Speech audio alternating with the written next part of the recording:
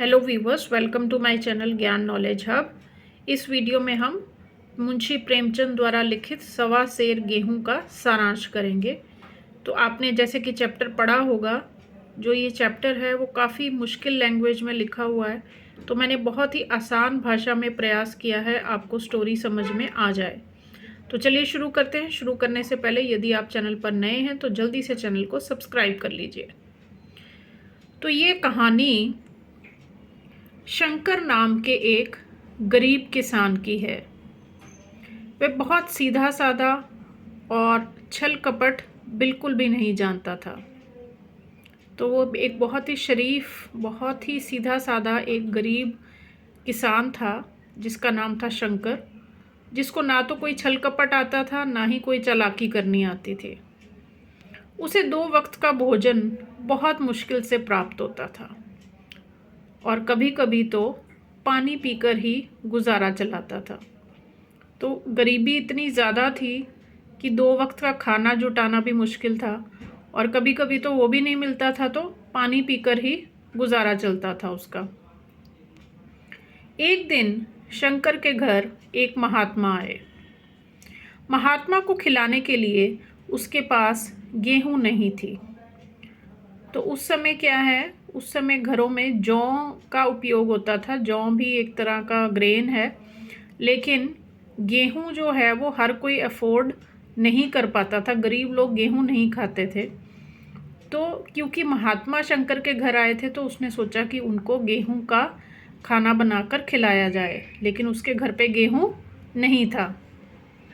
तो उसने गांव के एक साहूकार से सवा सेर गेहूं उधार ले लिया और उसी से रोटी बनाकर महात्मा जी को खिलाई। तो उधार लेकर आ गया साहूकार से। साहूकार जो कि एक विप्र भी था, ब्राह्मण था, उसके घर से वो गेहूं लेकर आया सवा सेर, जिससे कि रोटी बनाकर महात्मा जी को खिलाई। साहूकार साल में 2 बार किसानों से खलियानी लेता था। तो साहूकार जो था, जो विप्र था, वो साल में 2 बार टैक्स लेता था। टैक्स किस फॉर्म में लेता था? खलिहानी, मतलब उसमें से कुछ अनाज जो है वो लोगों को, किसानों को देना पड़ता था, विप्र को, साहूकार को। शंकर ने खलियानी के साथ ही थोड़ा ज़्यादा अनाज दे दिया और सोचा कि उसका उधार लिया अनाज वापस हो गया है। तो जब शंकर ने खलियानी अपनी देनी थी विप्र को, साहूकार को, तो उसने सोचा कि थोड़ा सा एक्स्ट्रा दे देता हूँ, जो उसने सवा सेर उधार लिया था, और वो एक्स्ट्रा देकर उसने सोचा कि मेरा उधार चुकता हो गया है, मैंने जो लिया था अनाज वो वापस हो गया है। 7 साल बीत गए। शंकर और गरीब हो चुका था। अब अनाज वापस किए 7 साल हो चुके थे उसको, और शंकर जो है वो गरीब से और गरीब हो गया। भाई से अलग होने के शौक में वह बहुत बीमार हो गया और उसके पास अब केवल आधा बीघा ज़मीन और 1 बैल ही बचा था। तो वो इतना गरीब हो गया था, कुछ बीमार भी रहा वो अपने भाई से सेपरेट होने पर। तो इतना गरीब हो गया कि उसके पास अब सिर्फ सवा सेर ज़मीन, आधा बीघा ज़मीन थी और 1 बैल। एक दिन जब शंकर काम से लौट रहा था तो विप्र साहूकार ने उसे रोक लिया और अपना हिसाब करने को कहा। अब जो शंकर है उसने तो अपनी तरफ से हिसाब चुकता कर दिया था, अनाज वापस कर दिया था, लेकिन 7 साल बीतने के बाद जो साहूकार है उसने कहा कि घर आकर अपना हिसाब करके जाओ।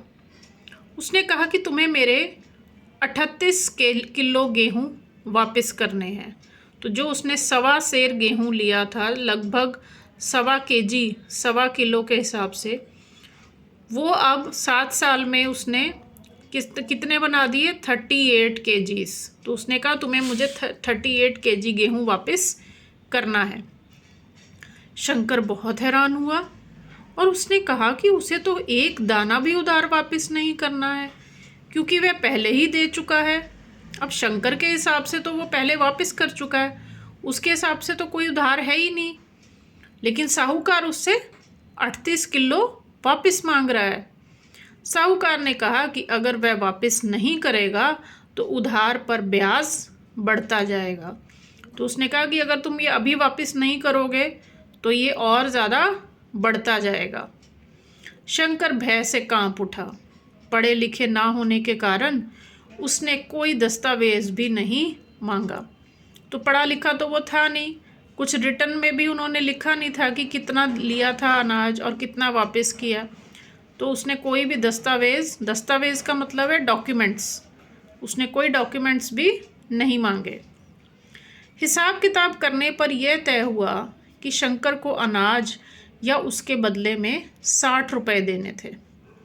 अब जब सारा हिसाब किताब किया तो उसने हिसाब लगाया कि या तो उसे गेहूं देनी पड़ेगी या उसके बदले में 60 रुपये, जो उस ज़माने में बहुत ज़्यादा थे।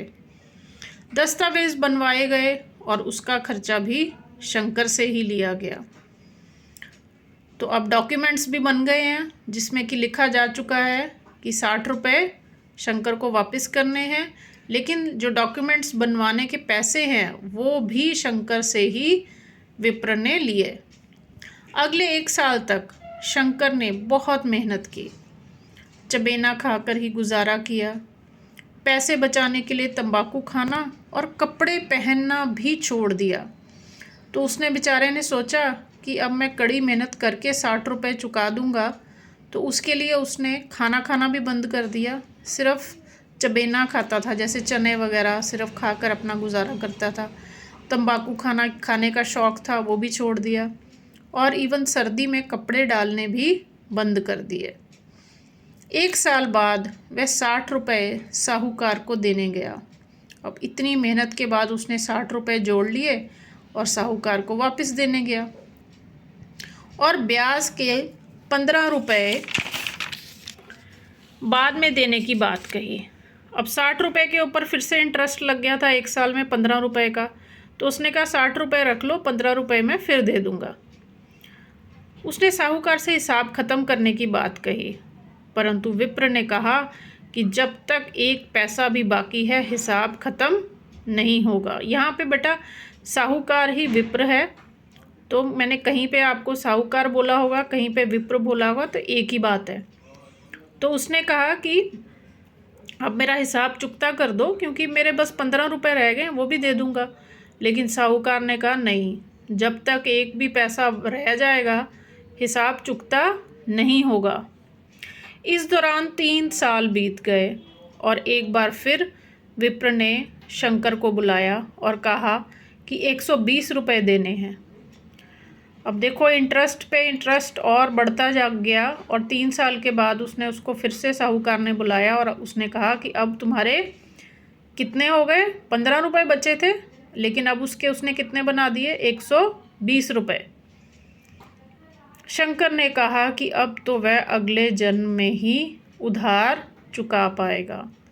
तो शंकर ने कहा कि इतने तो मैं नहीं कर सकता हूँ, बहुत मेहनत लगेगी, तब भी 120 नहीं चुका पाऊँगा, तो अगले जन्म में ही वापस होंगे ये तो। विप्र ने उसे अपने परिवार सहित उसके खेतों में मजदूरी करने की सलाह दी। तो विप्र ने कहा ठीक है, अगर पैसे नहीं चुका सकते हो तो अपनी पत्नी और अपने बेटे के साथ मेरे खेतों में मजदूरी करनी शुरू कर दो। शंकर 20 वर्ष तक परिवार सहित गुलामी करने के बाद चल बसा। तो शंकर बेचारा 20 साल तक अपनी पत्नी और बेटे के साथ मजदूरी करता रहा और फिर उसकी डेथ हो गई। लेकिन उसका कर्ज नहीं उतरा, अभी भी उसका कर्ज नहीं उतरा था 20 साल में भी।